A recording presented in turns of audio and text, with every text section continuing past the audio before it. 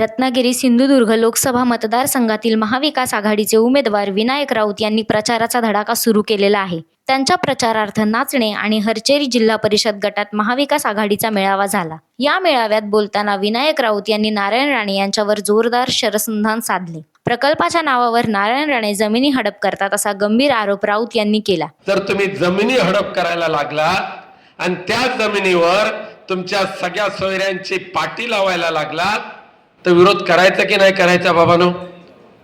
आणि म्हणून ज्या पद्धतीने सी वर्ल्ड, अख्ख्या जगातले सी वर्ल्ड म्हणजे समुद्रातलं विश्व 300 एकर मध्ये नारायण राणेंना स्वप्न पडलं आपण 1305 एकर जमीन घेतली पाहिजे.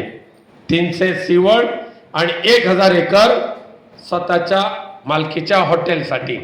विरोध करायचा की नाही करायचा त्या जमिनीला?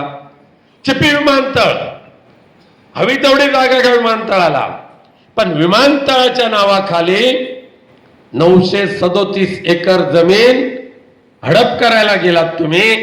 आणि त्या जमिनीवर नीलम हॉटेल प्रायव्हेट लिमिटेड ही कंपनी टाकली होती की नाही सांगा? विरोध करायचा की नाही माझ्या भूमिपुत्रांसाठी?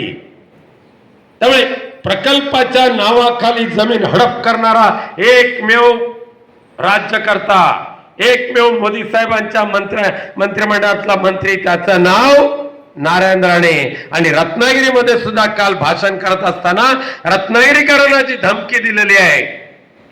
मी प्रकल्प आणत असताना विरोध करायचा नाही, जमीन द्यायला विरोध करायचे नाही. म्हणजे त्यांची पावलं, त्यांची चालण्याची दिशा कशी आहे ते तुम्ही ओळखले. उबाठा गटाचे वरुण सरदेसाई यांनी शिवसेना आणि कोकण यांचे नाते किती अतूट आहे याविषयी भाष्य केले. विनायक राऊत यांना विक्रमी मताधिक्याने विजयी करा असे आवाहन त्यांनी केले. या मेळाव्याला बशीर मुर्तुजा, बंड्या साळवी हेही उपस्थित होते. खरं तर फार काही मोठं मी इकडे सांगायला आलेलो नाही, कारण मला कल्पना आहे आपल्याला काय करायचंय हे आपल्याला सगळ्यांना माहिती आहे. 7 मे रोजी मशाली समोरचं बटन दाबायचंय, दाबणार ना? हो मध्ये साहेब आवाज थोडासा कमी वाटतोय. तुम्ही म्हणाला 50,000चा लीड मिळणार रत्नागिरीत. चिन्ह कोणतं आपलं? मशाल. चिन्ह कोणतं? मशाल. चिन्ह कोणतं?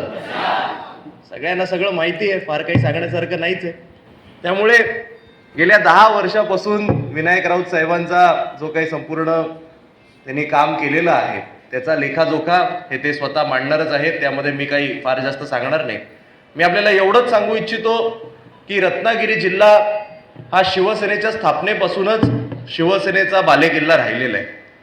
शिवसेना जी हिंदू हृदय सम्राट, शिवसेना प्रमुख सन्माननीय श्री बाळासाहेब ठाकरे यांनी स्थापन केली आणि त्याच्यानंतर मुंबईपासून ते अगदी महाराष्ट्रापासून ते देशभर जी पसरली, त्याचं एक मूळ कारण होतं ते म्हणजे रत्नागिरी जिल्ह्यातील शिवसैनिक.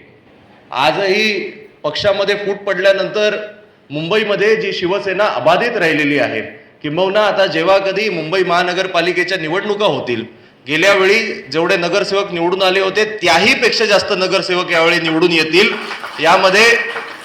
यामध्ये खूप मोठा वाटा हा रत्नागिरी जिल्ह्यातील जे मुंबईमध्ये स्थायिक सगळे आमचे शिवसैनिक बांधव आहेत त्यांचा आहे.